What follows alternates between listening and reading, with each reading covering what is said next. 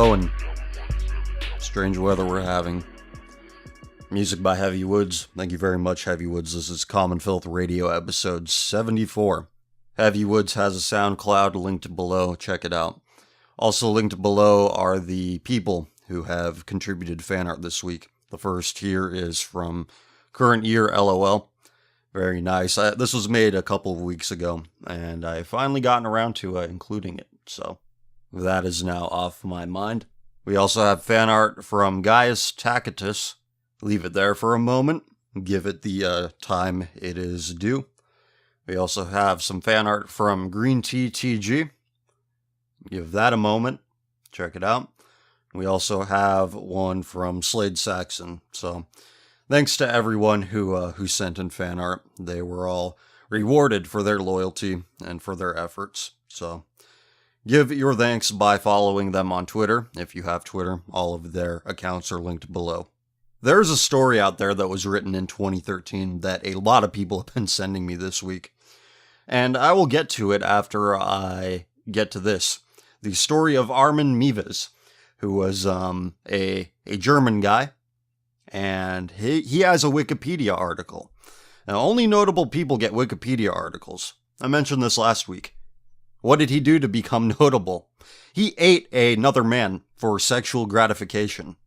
So we'll read his Wikipedia article. And before we start, this one goes out to everyone who thinks that consent, that's the equalizer. That makes everything okay. I have used this example before, but never this early on in an episode. Those who view morality through the lens of consenting adults, you are developmentally, mentally, like a 10-year-old child playing with his friend in the cul-de-sac on a boring Saturday afternoon. You're riding around on your bikes. It's not doing it for you. You're not having too much fun. And then one of you gets the idea, dude, I could pop a wheelie. I could do a bunny hop now. Let me do a bunny hop over your head to prove it. Come on, I promise. I'll do it. I'll promise I won't land on your head. And so your friend says, okay. And what happens? You fucking land on his head. And he goes off crying to his mom. And then you're trailing behind him, yelling, but you said it was okay. That's you. That's your state of mind. That's your period of development. That's where you stopped developing. Now for a more extreme example. Armin Meiwes is a German man who achieved international notoriety for killing and eating a voluntary victim, whom he had found via the internet. After Meiwes and the victim jointly attempted to eat the victim's severed penis, Meiwes killed his victim and proceeded to eat a large amount of his flesh. Because of his acts, Meiwes is also known as the Rottenburg Cannibal, or der Metzgermeister, which means the master butcher. His main occupation was working as a computer repair technician. Killing and cannibalism. Looking for a willing volunteer, Meiwes posted an advertisement on the website The Cannibal Cafe, a blog site for people with cannibal fetishes. Meiwes' post stated that he was looking for a well-built 18 to 30-year-old to be slaughtered and then consumed. Bernd Jürgen Armando Brandes, an engineer from Berlin, then answered the advertisement. Many other people responded to the advertisement but backed out. Meiwes did not attempt to force them to do anything against their will. Well, that what a great guy. He's a nice murderer. He's a nice cannibal. Hey, it was right. Hey, he didn't force anybody to do anything. Everybody was consenting. That makes it okay.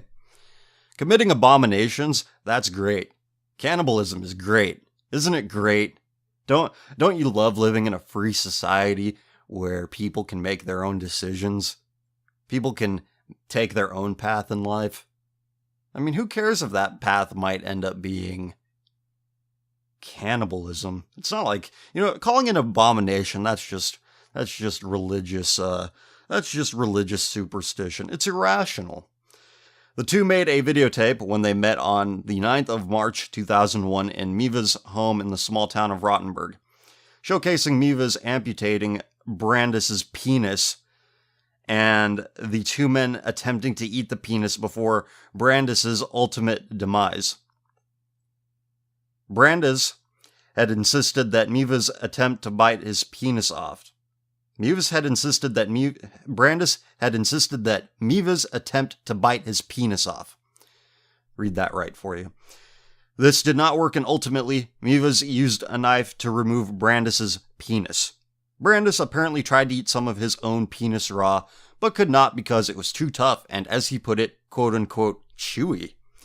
Miva's then fried the penis in a pan with salt, pepper, wine, and garlic. He then fried it with some of Brandis's fat, but by then it was too burned to be consumed.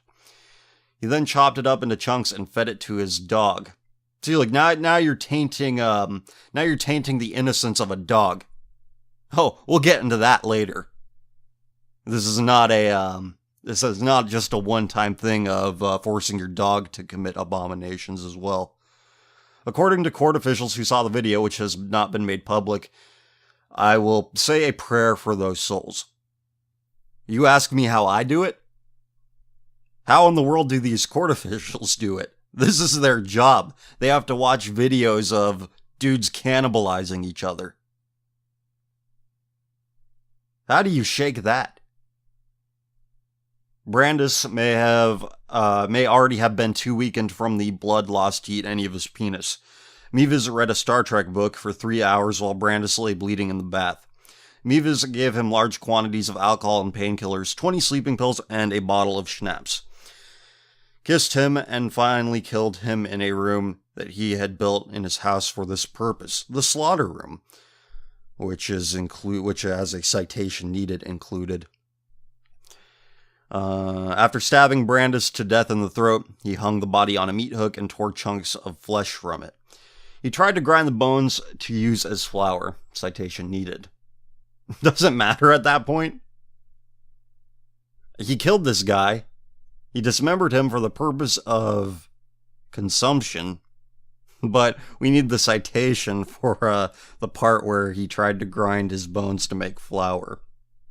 As if that changes anything. The incident was recorded on the 2-hour videotape. Miva's ate the body over the next 10 months, storing body parts in his freezer under pizza boxes and consuming up to 20 kilograms of the flesh. According to prosecutors, Miva's committed the act for sexual enjoyment. Motive: sexual gratification. You know how Wikipedia has categories? Categories for Armin Mivas: 1961 births, living people, people from Essen, German cannibals. There's a category for that? How big is it? Let's find out. How big is the German cannibals category? 1, 2, 3, 4, 5, 6. 6 cannibals. Or should that be... I'm not doing that many odds. German prisoners sentenced to life imprisonment. We're back to the categories. Prisoners sentenced to life imprisonment by Germany. German people convicted of murder. People convicted of murder by Germany. And manslaughter trials. What isn't included in there? Take a wild guess, everyone. Something that everybody is so very quick to point out if somebody is notable. I'm sure that there's a big category for LGBT Germans that poor Armin here isn't a part of. Wonder why. Mivas was arrested in December 2002 when a college student in Innsbruck phoned the police after seeing new advertisements for victims and details about the killing on the internet. Investigators searched his home and found body parts and the videotape of the killing. What was this college student doing? What the hell were you looking for, buddy? On the 30th of January 2004, Mivas was convicted of manslaughter and sentenced to 8 years in prison. His initial conviction, 8 years in prison for eating somebody. Killing and eating somebody. Killing and eating another person. Another member of the same species. 8 years. Of course, that was just the initial conviction. Mevis has admitted cannibalizing Brandis and has expressed regret for his actions. He added he wanted to write a book of his life story with the aim of deterring anyone who wants to follow his steps. Websites dedicated to Mevis have appeared, with people advertising for willing victims. They should go for treatment so it doesn't escalate like it did with me, said Mevis. While in prison, Mevis has since become a vegetarian. He believes there are about 800 cannibals in Germany. How the hell does he know that? How do you know that? You know, this is just we could look at this as an extreme example, but as an example that, oh, it just got taken too far, don't worry about it, it just happened. Look how many tens of thousands of people there are who are into this bug chasing shit. These homosexual guys who intentionally seek out and spread HIV. People have sent me posts from Tumblr with 60,000 notes on them relating to Pause Seed, Hail Satan. I have found a Twitter account that I am going to feature in the upcoming volume of Tumblristas Raw. Tumblristas Raw Volume 4. I've found a Twitter account with over 10,000 followers. On Common Filth Extra, which, by the way, episode 8 and 9 are available now, and they are very good. Get 2 episodes for the price of 1. You want to hear me talk about weed, dude? You'll hear me talk about it amongst many other things in Common Filth Extra episode 9. Anyway, moving on. Yeah, Common Filth Extra episode 7, I found r/cuckold, and it seems like half the population of the Netherlands post on there. I found the mud dick of Europe. I often wonder if those who are obsessed with cum, if they're capable of self-reflection, if they're capable of understanding why what they do is wrong. Their impulse to procreate, to carry on their genetic legacy, to pretty much achieve the impossible. I've talked about this already. You know how unlikely it is that you're here. Life is the most common thing we know, yet it is the most unlikely thing that you specifically, you as an individual exist. It's crazy. And you waste it. Those who are cum obsessed. Those whose senses are so dulled they have to engage in cannibalism, disease, contracting diseases, or watching their girlfriends or wives get fucked in order to achieve a comparable climax. A comparable amount of pleasure as before. I don't need to tell you how destructive it is because it's self-evident. I have given you so many examples. I'm giving you an example. And we will continue with it. And this is where the story gets interesting. If there's something redeemable about it, I suppose this would be it.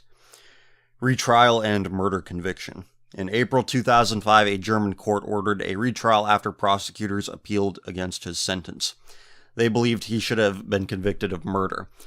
Among the questions courts answered is whether Brandis agreed to his killing and whether he was legally capable of doing so at the moment, taking into account his apparent mental problems as well as his significant intake of alcohol.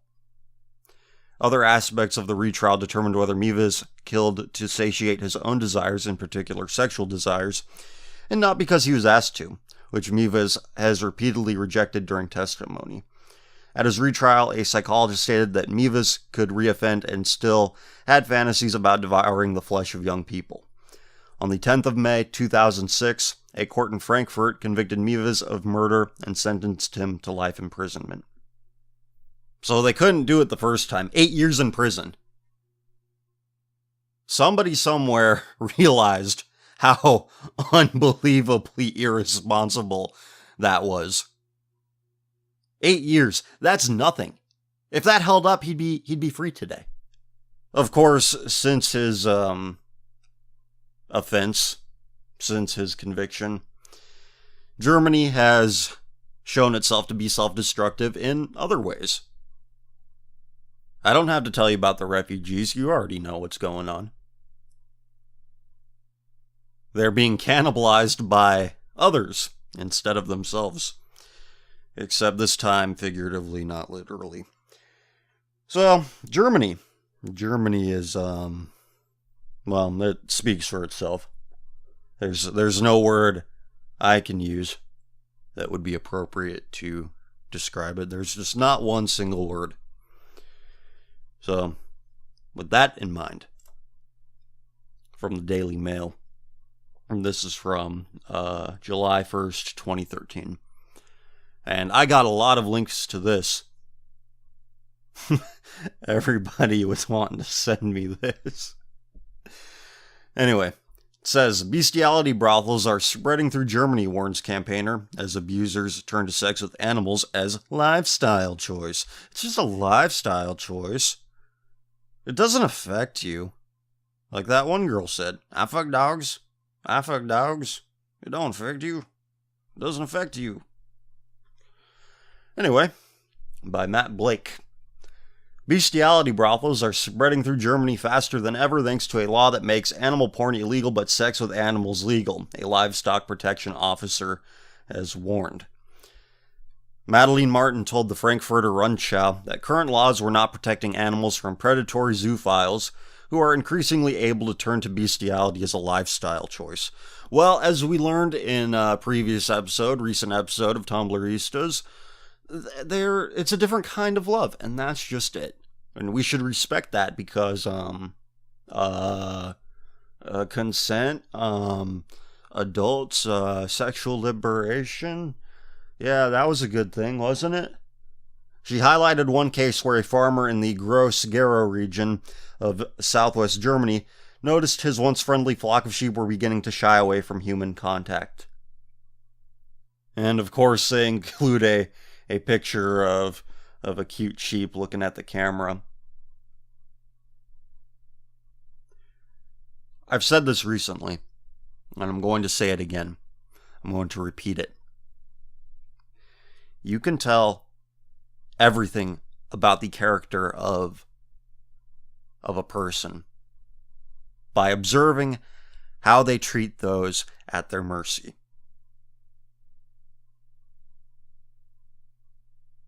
Anything at their mercy. Whether it's a person or a sheep. Whether it is a sheep or a dog.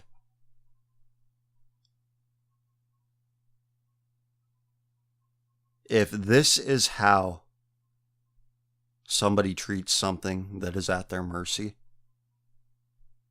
they are irredeemable. They cannot be fixed. They are possessed by a demon that you cannot negotiate with it. You cannot reason with it. But don't listen to me. Listen to the sexual deviant philosophy majors. They know what's up. They know how to live life. They have a lot of wisdom. They have a lot of experience. Worthy, valuable experience that you should listen to. Real, thorough, deep, philosophical wisdom such as, it doesn't matter, it doesn't affect you, whatever. There are more important things. There are more important things than judging the quality of somebody's character by how they conduct themselves. No, metapolitics is much more important. No, that's much more important. Sheep fucking, nah. You can't tell anything about a person by their predisposition towards sheep fucking. In fact, they might help our movement, right? They might help our movement. They help our movement. They help our movement. What the fuck is your movement? Where conduct and character are secondary. Or tertiary. Actually, it's not secondary and it's not tertiary. It doesn't matter. We'll continue with the article. We started, we might as well finish. So he rigged a CCTV camera in the rafters of his barn to discover multiple men sneaking in during the night to sexually abuse his beloved livestock. There are now animal brothels in Germany, Martin told the paper, adding that people were playing down the issue by describing it as a lifestyle choice. It's just a lifestyle choice. Armed with a host of similar case studies, Miss Martin is now calling for the government to categorically ban bestiality across the country. And here's where I would stop to look up bestiality laws in Germany. But I'm not going to punch that into my search bar right now. I don't want that. I don't want that on my record. No, I'll pass. You guys can go right ahead, but I'll set this one out. As of 2013, July 2013, there are now animal brothels in Germany, Martin told the paper. There are now animal brothels in Germany, and people were playing down the issue by describing it as a lifestyle choice. A lifestyle choice. This promotes life. A lifestyle. People have an odd definition of life. Europeans have an odd definition of life. They also have an odd definition of man, woman, an odd definition of everything.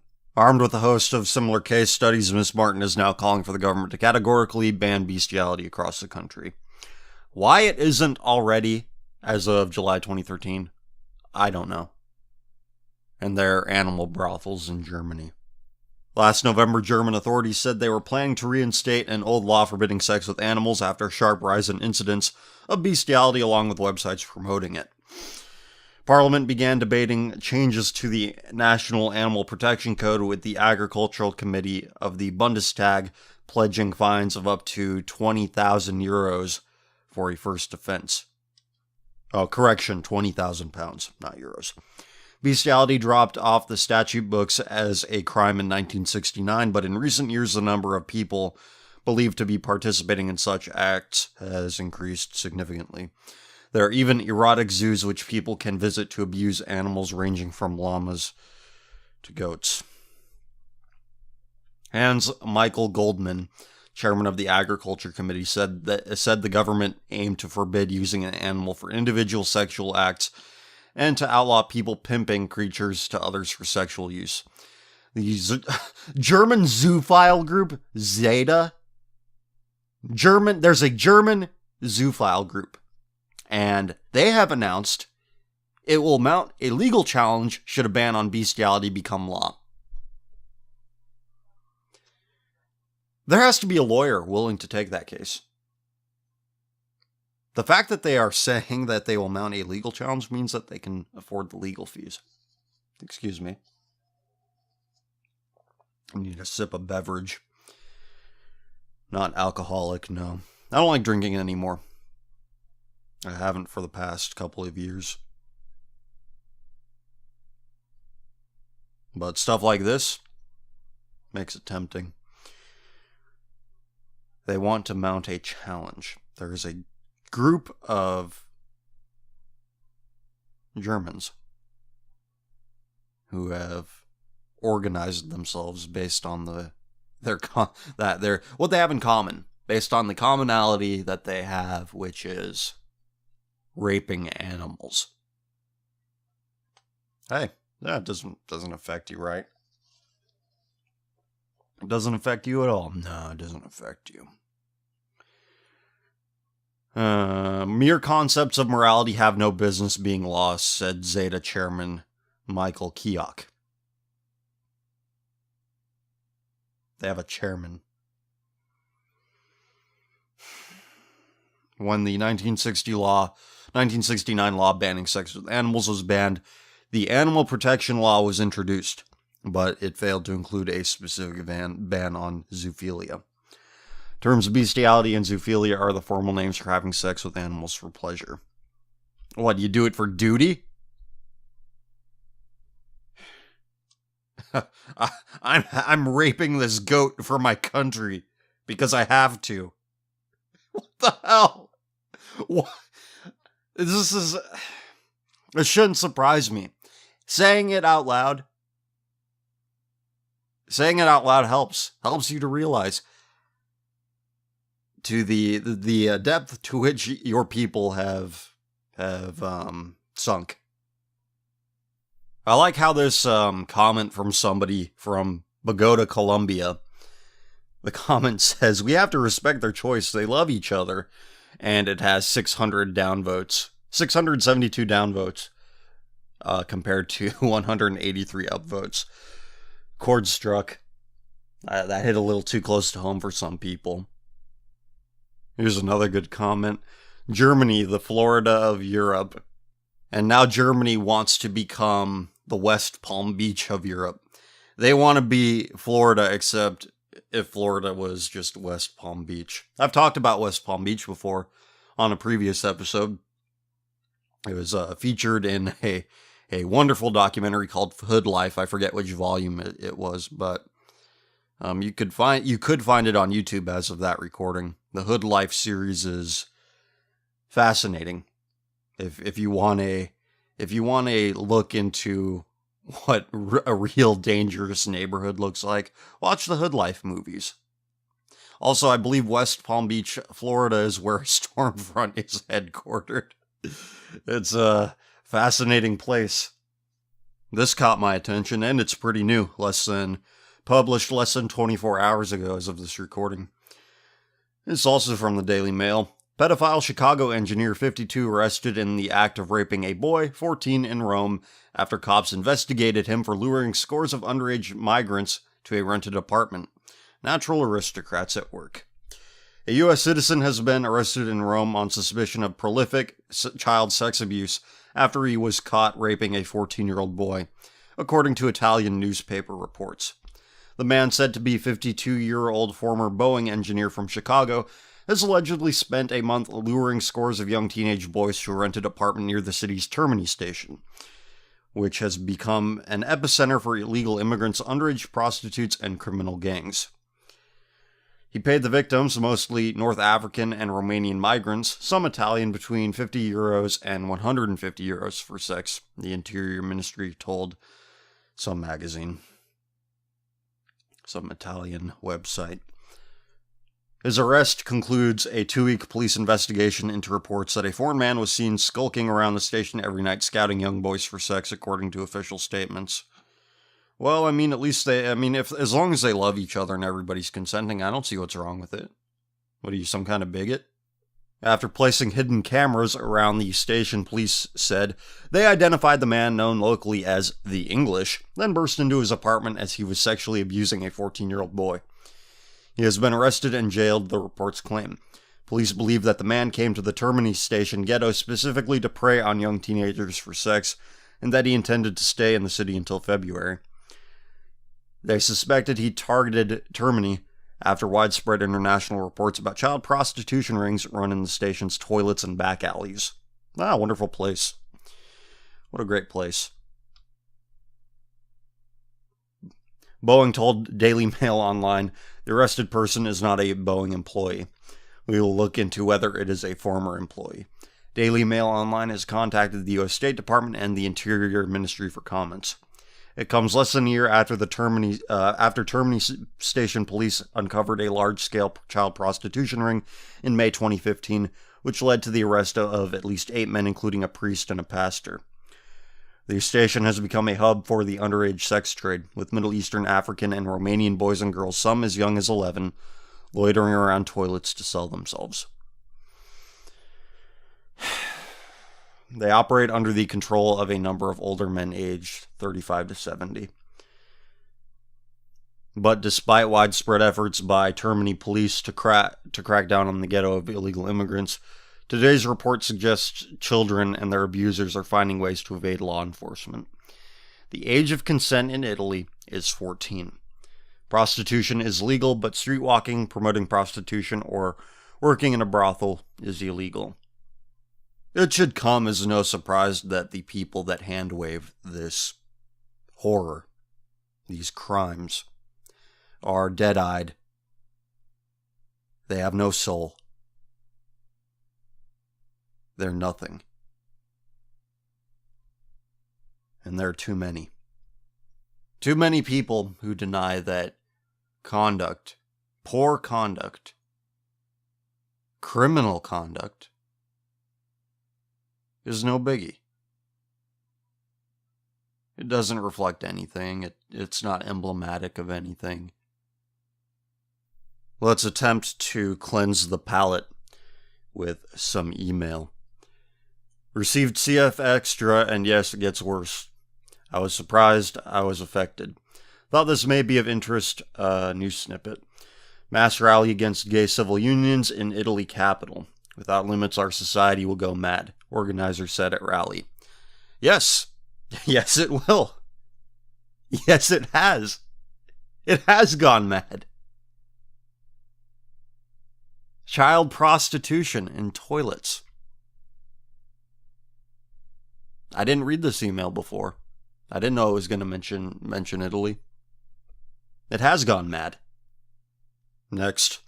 Hello, CF. I hope you're doing well when you're reading this, as I'm doing quite well myself today. I took a trip with my wife to her hometown, Sacramento, this Christmas/New Year's, and was rather appalled by the citizenry. I am a native of Texas, to set the record straight. The amount of stupid that is subsidized by the government is rather intense and reminds me that Putnam's works were by no means scholarly babble. Plebes beget plebes. It seems to be the unfortunate truth. It amazes me to see that California is in debt. It would be easy as actually imposing a libations tax, as every esteemed person of color always had a bottle of something, or is buying large quantities of swishers for purposes I had no real desire to partake in. Instead of giving them health care, I suggest letting them smoke and drink themselves to death, as that will definitely clear up the streets. All aside, on to the good stuff. When my wife's grandmother lent us the key to their house in Inverness, please don't get me started about Marin County. Holy shit, that's a different breed of retard all its own. Oh yeah, it's all rich, liberal government workers up there. They live in their nice little bubble. It's all very nice, hermetically sealed. Very, very cool. I'm sure glad all of those aging former hippies resisted capitalism. Resisted capitalism all the way until the end by purchasing expensive homes and hiring Mexican landscapers to keep everything nice. Great job, guys. Continuing with the email. I turned on the radio station to the local NPR outfit. The first program I heard was about some people complaining about how there are no black artists in the local Sacramento Museum of Art. And all I could think to myself was when I was on light rail. I wasn't hearing the chimps caterwauling about how, Tyrone, we underrepresented as fuck in the fine arts and shit, nigga. I suggest we take public action and voice our opinions. They were talking about how fucked up they got off their last dab hit. All aside, it was late at night, and there was a program playing called LGBT Voices Unleashed or some retarded shit like that. I will take this opportunity to tell this story again. It's about this group of old queers who attended Sacramento State, and I heard this on a radio program called Sac Pride Live, and I was listening to it driving home late at night, out of morbid curiosity, and my curiosity was rewarded because I got to listen to what the abyss sounds like. So on this program, they had some old gay person on there. They attended the school back in the, 60s, 70s, whatever. And they're like, oh, let's get Allen Ginsberg to speak for our club. And they're like, how do we do that? And how they did it was they sent Allen Ginsberg a letter. And by the way, Allen Ginsberg was a member of NAMBLA. So this old homosexual wrote something like their club wrote to Allen Ginsberg. We'll give you some $100. I think it was like $300. Unimportant. And here's the important part. In addition to this amount of money, male companionship. They're prostituting each other to get some guy, some pedophile, to speak it for their club. I will never forget that, listening to that and being absolutely horrified. I'll never forget that for as long as I live. Continuing with the email. That was when I heard this masterpiece, this ultimate pinnacle of Western art. And it's a Bandcamp link. I, for one, wholeheartedly believe that it should be in the repertoire of any musician worth their salt. This is the music of the future. Pause your ears, CF. Later. I am a connoisseur of bad audio. In all honesty, I thought you would have a laugh from this absolutely terrible piece of shit cobbled together by a mental health case. My wife and I couldn't stop laughing at this poor person. All I could think to myself is, how can people be enabling and exploiting the mentally ill like this? Anyhow, thanks for reading this, CF. I hope you have a good week. Hope you have a good week as well. Okay, I just paused recording, not POZ, of course. I paused recording, listened to the link, and... oh, man. That was on a radio show? That was on a radio show. I'm not going to link to it. I'm not going to play any of the audio from it on this show. I don't want to attract any unwanted attention. I will link this on Twitter, however, when the show goes up. That is hilarious. Great taste those natural aristocrats have. Very talented people, and this is a person, like, you can tell they're a dude, and it's like he's got a bra on, and there's a tank top, and he's like got a pansexual flag, a transsexual flag draped over. He's holding it out triumphantly. It's very beautiful, very powerful. It makes you cry. So brave. Next email. Hey CF, first time asking a question. What's your opinion on Warhammer 40,000?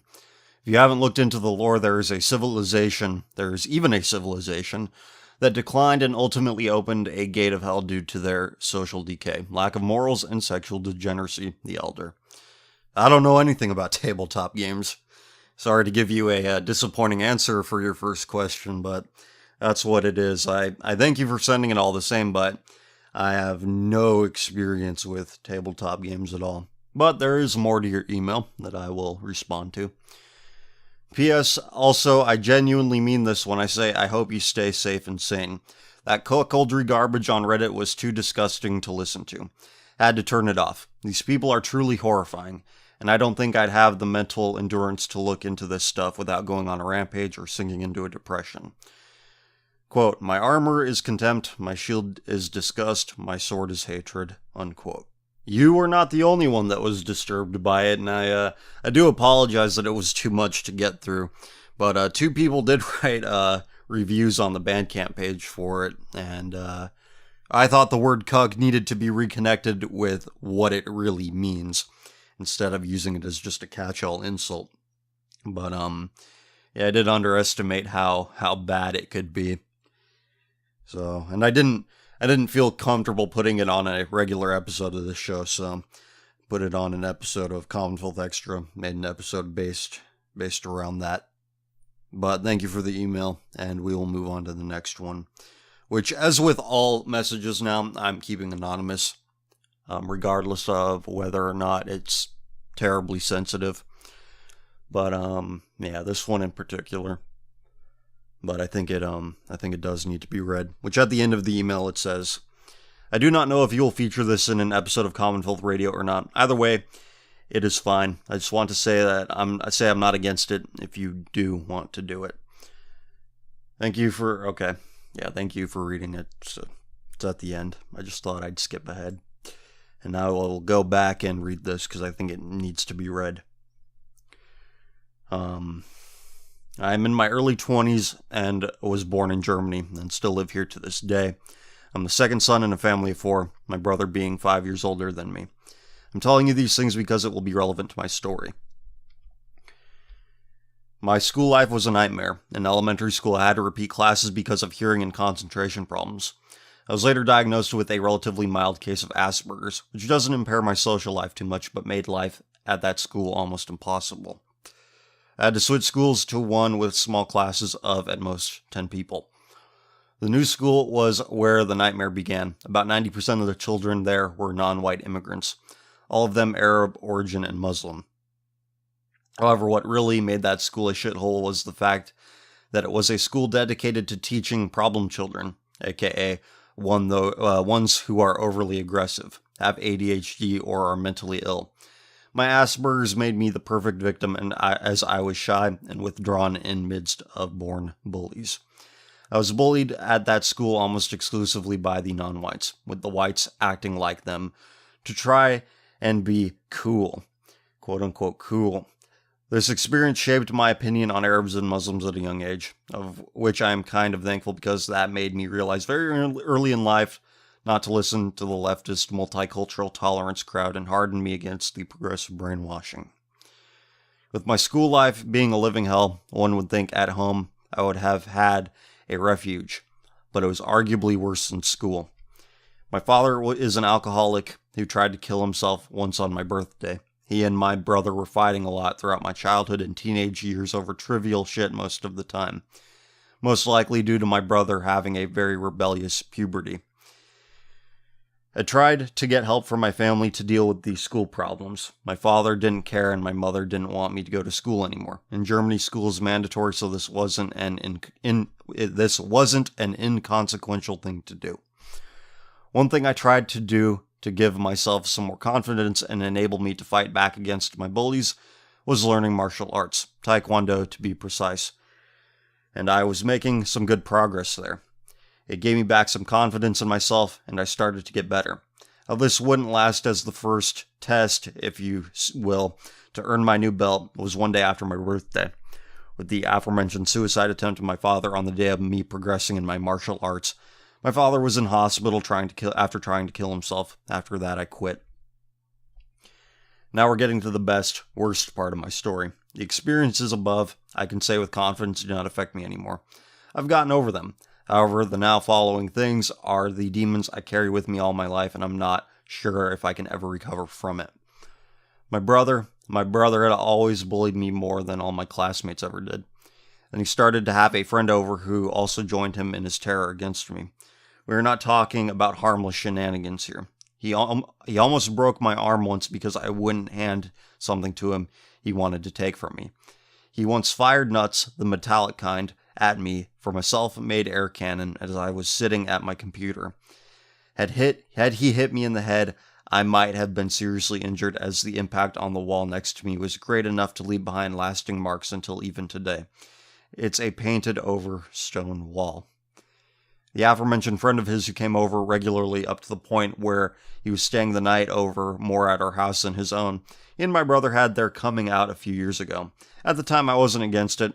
However, I couldn't sleep that night knowing my brother was a homo. I knew deep down it was wrong, even though my mind was telling me it's okay. To tell you the truth, after my brother outed himself as gay, he became a lot more calm and almost completely stopped abusing me. Today, he doesn't do it at all anymore, which made me think his homosexuality was a good thing, because I could always connect it to something positive. However, upon running into pulp, I started to get, quote-unquote, red pill. I know you don't like the term, but nothing else would be more fitting. On Pull, I found your channel. At first, I only watched the Tumblristas episode and the Vine compilations. But some time ago, I also started to listen to your Common Filth radio episodes, which has been an enlightening experience for me. I remember repressed memories which were painful at first, but it also makes it possible for me to deal with them.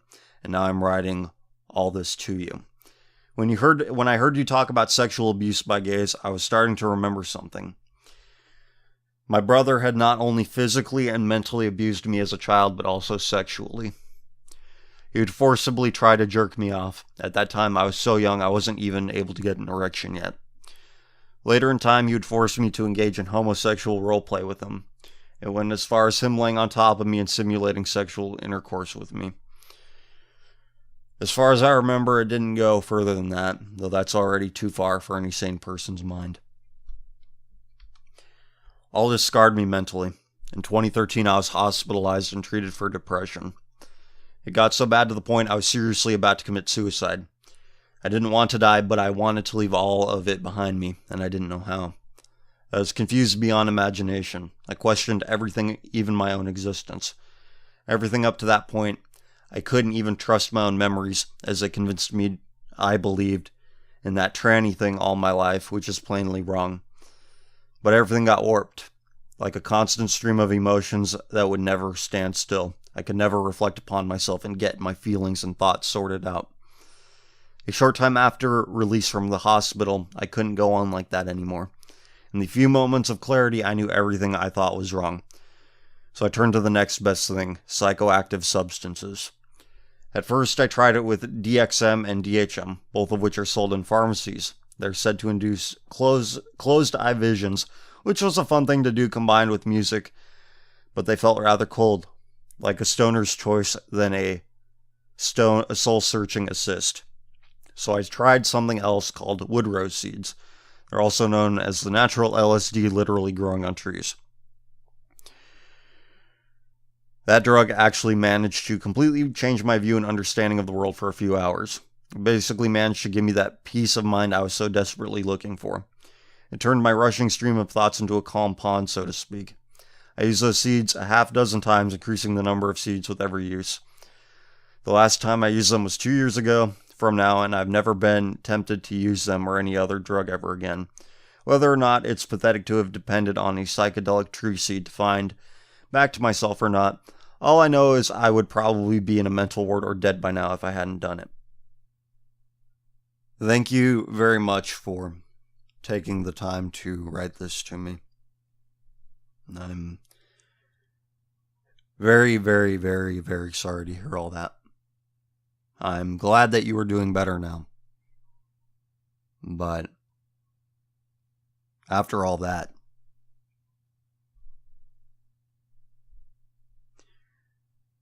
I think it speaks for itself.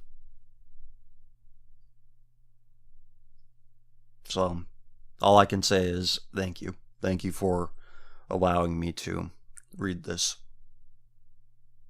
And I hope everybody is listening. Next.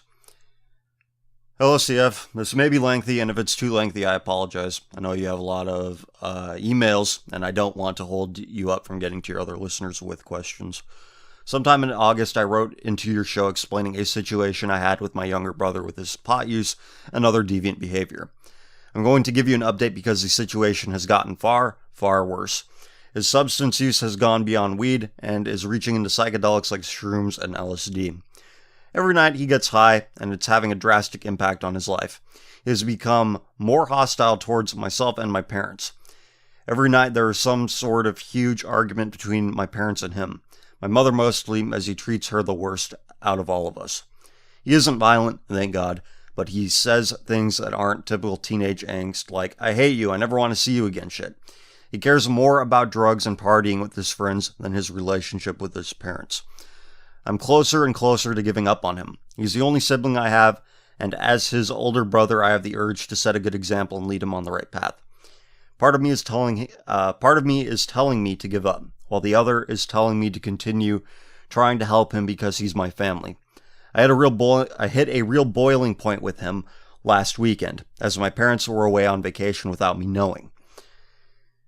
He decided to throw a giant house party. The party got out of control as the guests were mostly teenage girls, and they were drinking alcohol and smoking weed. The whole house reeked of weed for a week, and many things in the house were broken. 80% of our food for the weekend was gone. I had to stop several people from going into my parents' bedroom to fuck. What really set me off was around midnight that night. I was sitting on the couch in the living room trying to keep this party under control, and I see my brother upstairs with a heavily intoxicated woman. They were making out and were about to go in my parents' bedroom to fuck. I was about to intervene, but the girl's friend pulled her away and tried to call a cab. This was in the middle of a snowstorm, so no cabs were on the road, obviously. I had to drive the drunk girl home with her friend who was sober in the middle of a fucking blizzard with unplowed roads. We had to carry this girl into the house and everything. After this whole situation was over, I never felt so disgusted in a long time. After this whole thing, should I just give up on him? Other than that, I just want to say that your show has had a very positive effect on my life. I've listened to your show on and off since the first episode, but I became a regular listener this summer. I used to be an edgy atheist libtard who would defend the gay community frequently. You opened my eyes to the truth of the natural aristocrats, and I thank you for that. I hope that whatever you do on this show and beyond brings you happiness and success. If the abyss stares at you for too long, don't you dare be sour. Clap your hands for the world-famous two-time champs and feel the power, because it's a new day. Yes, it is. Take care, my friend. And thank you for showing me the power of positivity.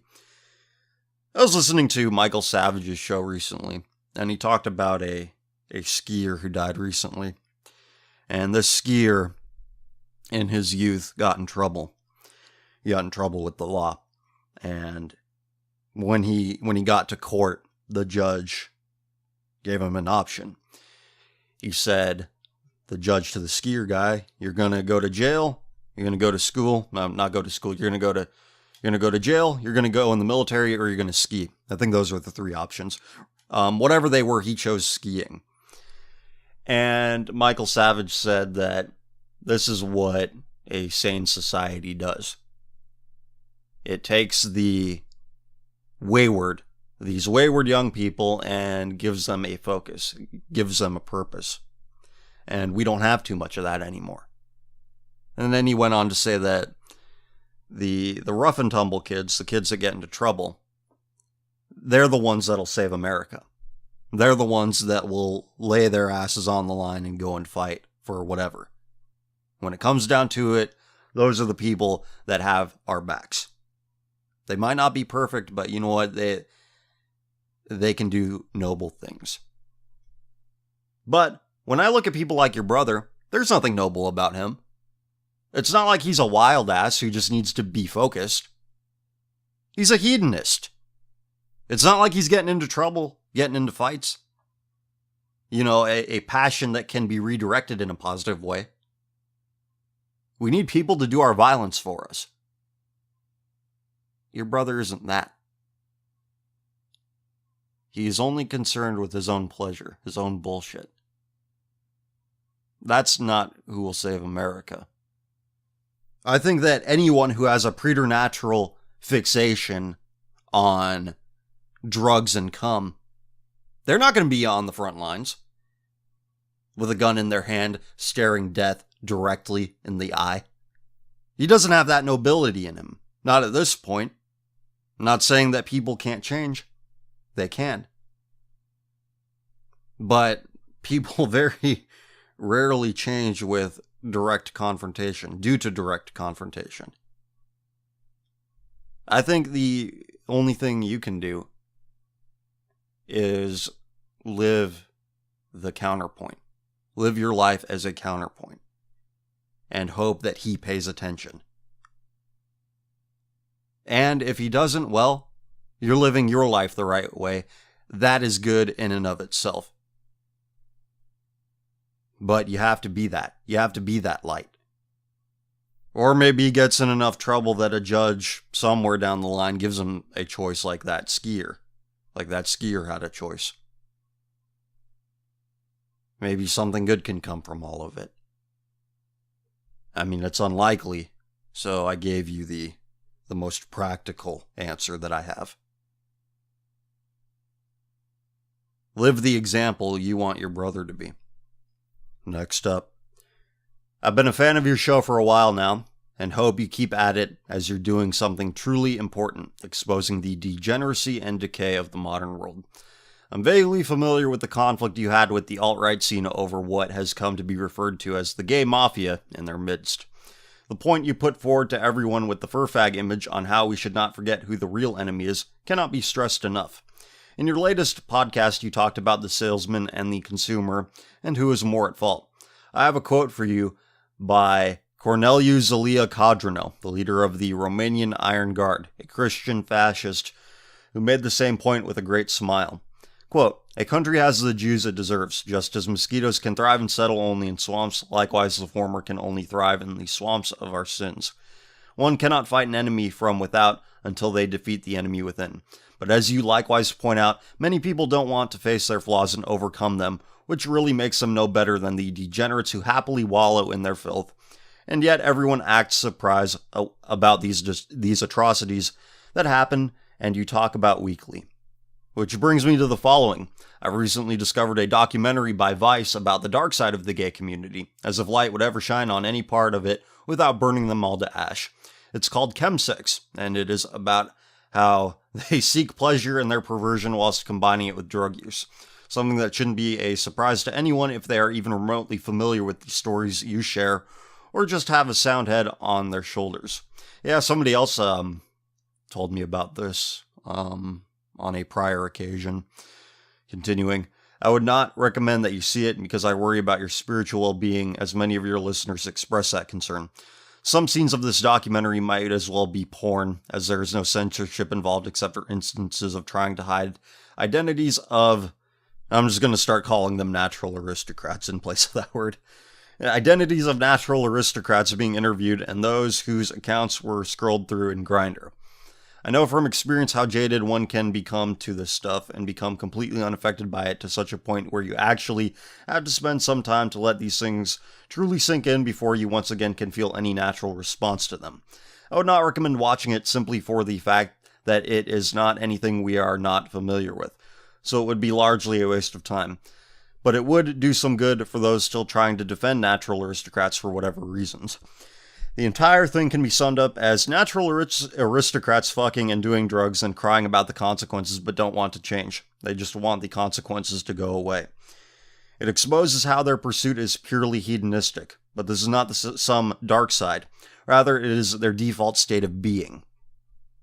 The greatest accomplishment of natural aristocrats pushing their agenda in society is that they manage to convince people that it is about love, to such a point where nobody even considers it being a perversion that has nothing to do with love or attraction to this or that sex. Rather, it is about seeking pleasure and amplifying it with psychological stimuli. In one scene, the natural aristocrats that attend a sex dungeon party talk about how they love the feeling of intimacy and being hidden away from public eye, despite the whole affair being an orgy of 50 subhumans. They extract pleasure from the feeling of this being a dirty and forbidden or shunned experience. Meanwhile, something that looks exactly like this happens in the open as the Up Your Alley fair, where they extract pleasure from being out in the open about it. I've referenced that blog piece before. Look up Zombie Time Up Your Alley on Google and see the natural aristocrats at play. It is entirely about pleasure and nothing else, amplifying it by any means possible. Their pedophilic interests stem from the same desire. One natural aristocrat in the documentary goes on to say how he couldn't imagine having sex without drugs after the first time he tried it. Bug chasing, in the doc, they referred to natural aristocrats who refuse to take HIV treatment as HIV dissidents, is likewise another kind of psychological stimuli. Another perversion to heighten their pleasure and at the same time discard and mask the consequences. They don't have to feel bad about the consequences if they reinterpret it as a kind of exciting additive to their pleasure. In another scene, one natural aristocrat was told not to tell anyone else at an event that he's not paused because he'd freak them out, ruin their fun and pleasure. Idiots who think that natural aristocrats can have any kind of loyalty to anything other than their own pleasures are delusional, or try to lay the groundwork for rationalizing their own shortcomings as being okay. Considering that we live in a world where everybody views everything as a matter of interest, it is surprising how none of them seem to ask themselves, why would a natural aristocrat want to join a pro-white/alt-right/whatever scene? What interests is he pursuing? I literally had an argument with someone from that scene asking me, well, why should it matter what they do in private? Sorry for the long rant, but you don't have to include this in your podcast or anything. I just wanted to share these general observations, and I'm sure you could use them and the quote I provided to illustrate your points in the future without any need to reference this email. If you do include it, then I want to add a shout out to everyone listening. Sig Heil and unto victory. CF, you deserve all the support and trust of your fans who ask you for guidance and suggestions. Well, thank you very much for the email. This is an excellent email. I think you should give yourself a platform where you share your writings with the world, because I think you have things worth sharing. I think you have talent for writing. Well, this is another email where I feel kind of bad because I don't have anything to add, but you've said everything. You've said everything in a very concise way, and for that, I thank you. Next. Hello, CF. I took your advice from last week and started to go to a new gym. So far, no gays have bothered me. Hopefully, it will stay that way. Thank you. On a different note, have you heard about the migrants in Germany coming and shitting in public swimming pools? Public pools have always disgusted me, and this behavior among people swimming in each other's soup of filth is not exactly new. Regardless, it is animalistic behavior, or animalistic rather, and should be brought to attention. According to the article, the migrants continued the sickening behavior in the children's pools as well as the female locker room. Here's the link to the story. Hope all goes well. God bless.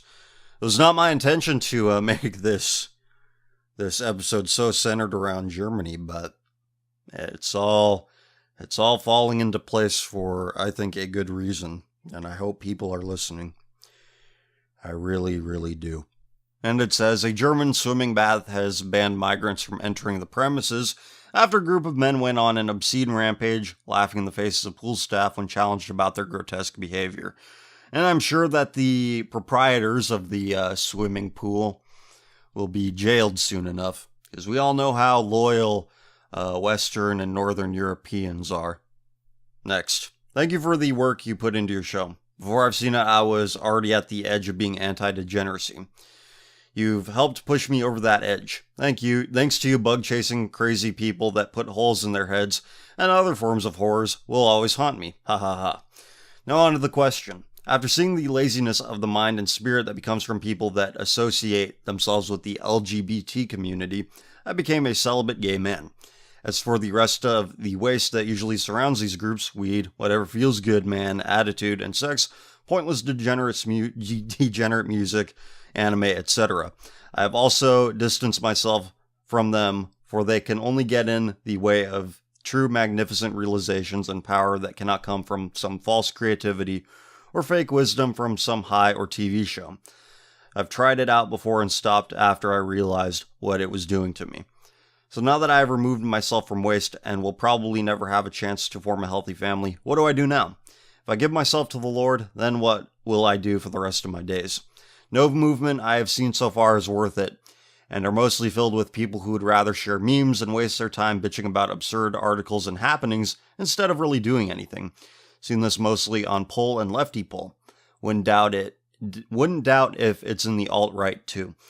And my plan so far is to teach myself as much useful information as possible while in college. Survival skills, economics, basic level engineering, treating diseases, history, etc. Graduate with a degree in geology, use my degree to land a job in oil or something while trying to build up money, and then go on from there. But once again, to what? I want to help people by stopping them from wasting their lives on junk, or at least find a group of people who all have the loyalty, respect, and dignity I've only heard about, but I have yet to find. But I don't think I can do anything to that scale, or find such true friends that I've never had. So CF, what should I do with the rest of my life once I leave college? And can a natural aristocrat like me ever find true spiritual salvation? I'm not doing that to be condescending, it's for my own protection. I think you have a solid blueprint. You want to teach yourself a useful skill, get a marketable degree. Something that could actually get you doing something that will get you paid, get you steady work. If the path is solid, the branches on that path will also be solid. And God will show you the way. I know you're thinking about, okay, what after that, what after that?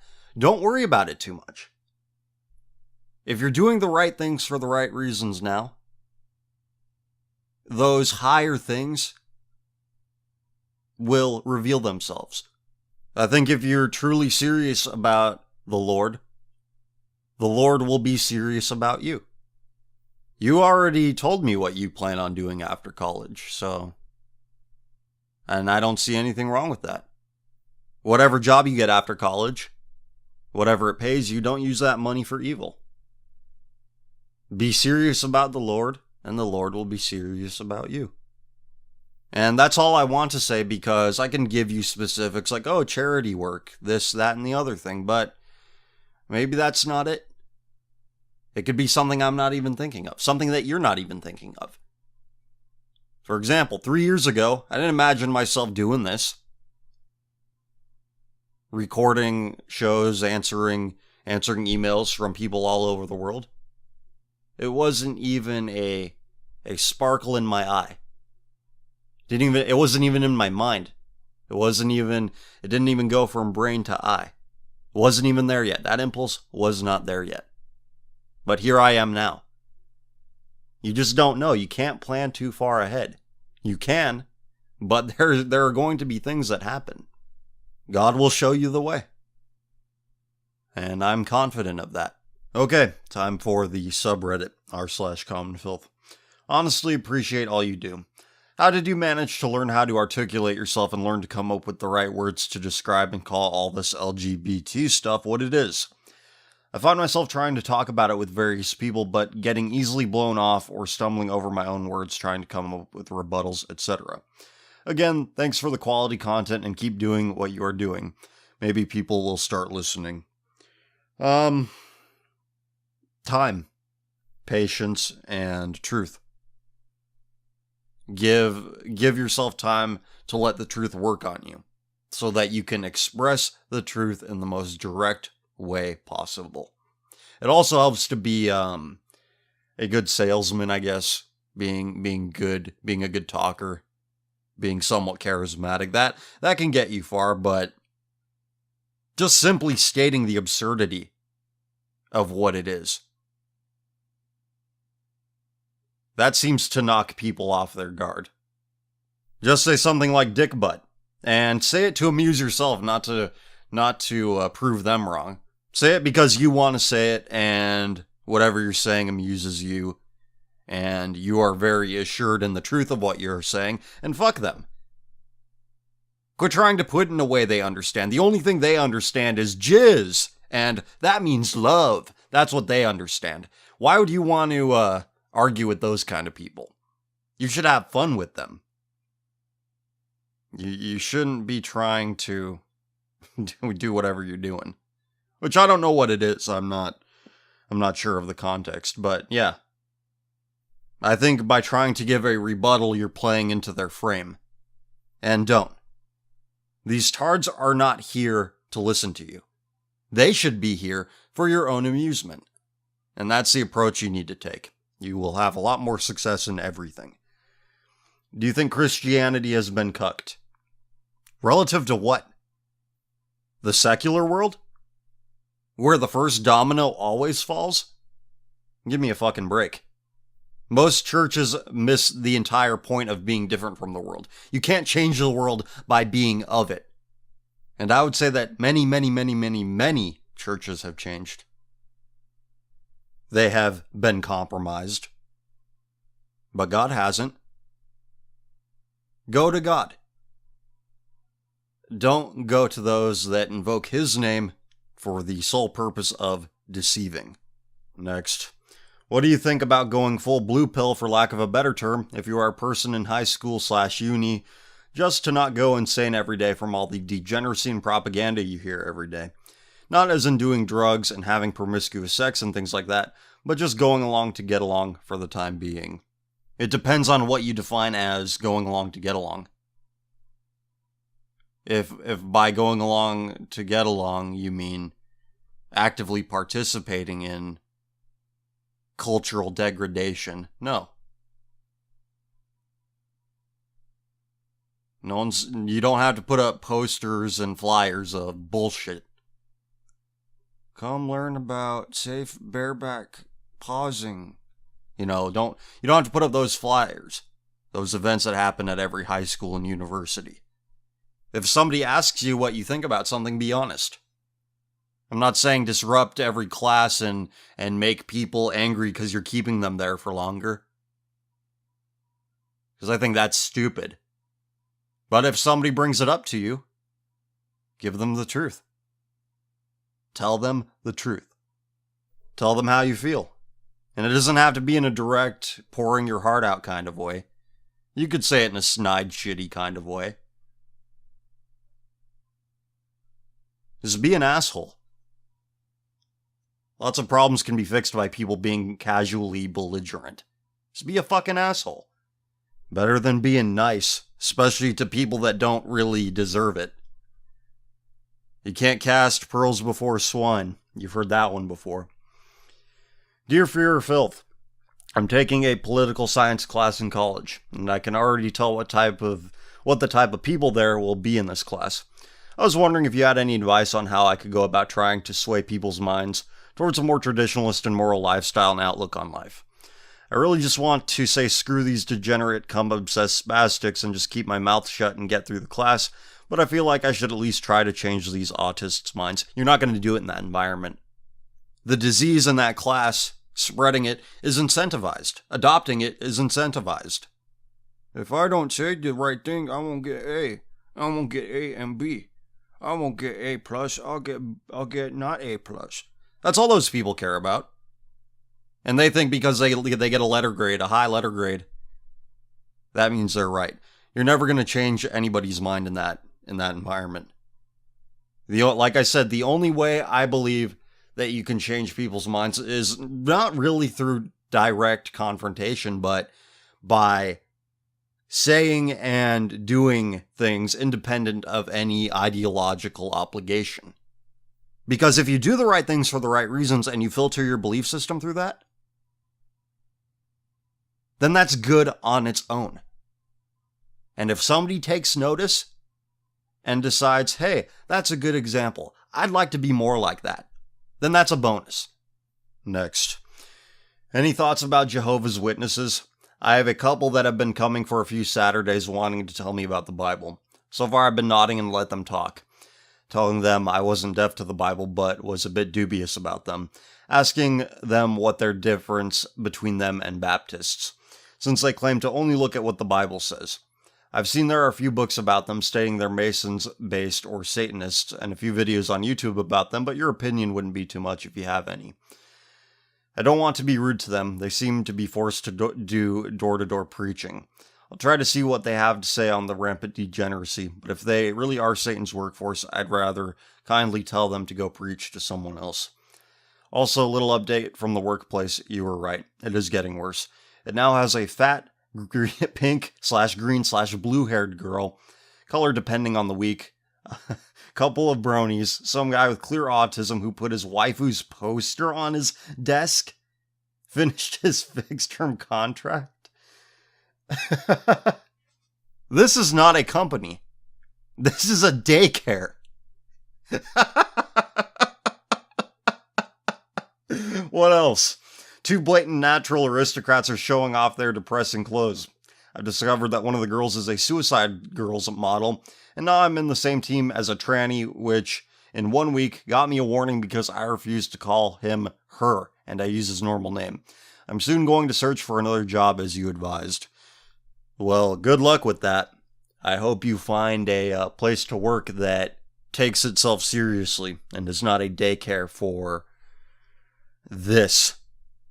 And as for Jehovah's Witnesses, I don't know anything about them other than in America it is largely a black thing. And I'm skeptical of anything that calls God something else, that calls Christ something else. It's just no good. As for how you get rid of them, which might not be a bad idea, I don't know. I don't know how to shoo away door-to-door people like that.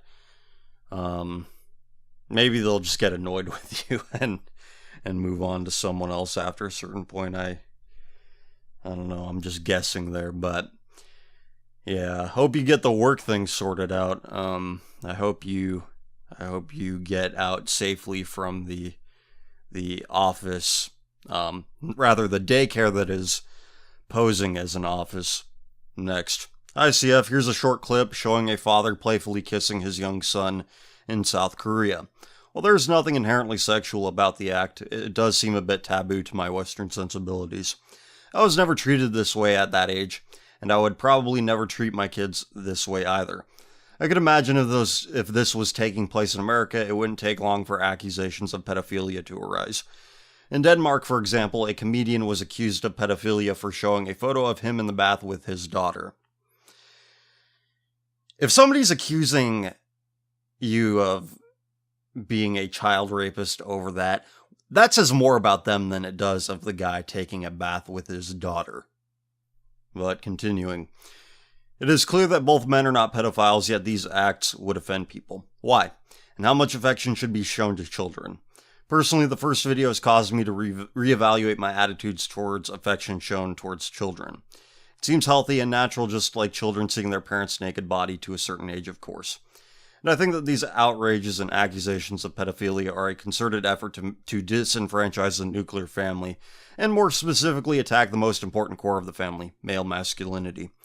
One only has to look at the fact that men can't even take their kids to the park or pick their kids up from school without being accused of pedophilia. Anyway, I was just wondering what your thoughts were on the issue.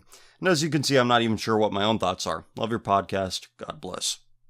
I find it odd that people bitch about this stuff, despite the fact that they most likely have no problem with homosexual males being adoptive parents or foster parents to children of the same sex.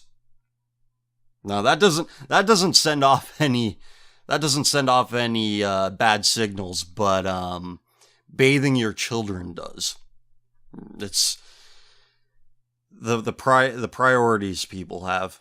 How people prioritize is, I don't get it. But how much affection is too much? At what age should you stop taking pictures of your kids while they're bathing? Discretion. Use discretion. Use intuition. If you don't have that, you probably shouldn't be having kids. And that's all I really think about it. I think it's a non-issue. Especially in comparison to the real horrors that we are so quick to dismiss. And I think you have a good point that this could be a symptom of demonizing fatherhood within the context of a traditional family. But it's not a topic that I've explored too deeply yet anyway. Even though I think it is very important. It is strange that fathers are treated with more skepticism than mothers. Especially with the track record that single mothers have. And then this is where people say, well, what about gay adoption? Same-sex parenting. It's not even that. It's a fucking farce. It's just single parenthood times 2. This is why it's not like we reproduce asexually. It takes 2 to make a baby. It takes 2 to raise a baby. It's not that difficult. It's how it's been forever. For as long as people have existed, this is how it's worked. And we think we're smarter than God. We think we're smarter than God. And we believe this at our own peril. The peril of our children. They're the ones who are going to be suffering.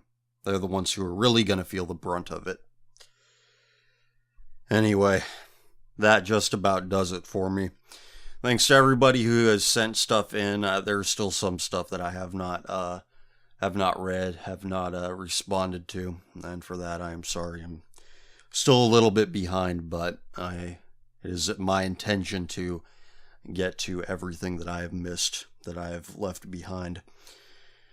Common Filth Extra, Episode 8 and Episode 9 available now. Episode 8 is available on YouTube. That was the first episode of Common Filth Extra I uploaded to YouTube. But you get Episode 9 as well, which is not going to be available on YouTube. So yeah, you get 2 for the price of 1. commonfilthradio.bandcamp.com is where you can get that. And Episode 9 of Common Filth Extra, not as difficult as Episode 7.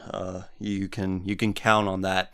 I talk about Weed Dude, the anti-tobacco ads, and I read from Fringe, the 8chan board Fringe, where I found somebody saying that bisexuals are a master race.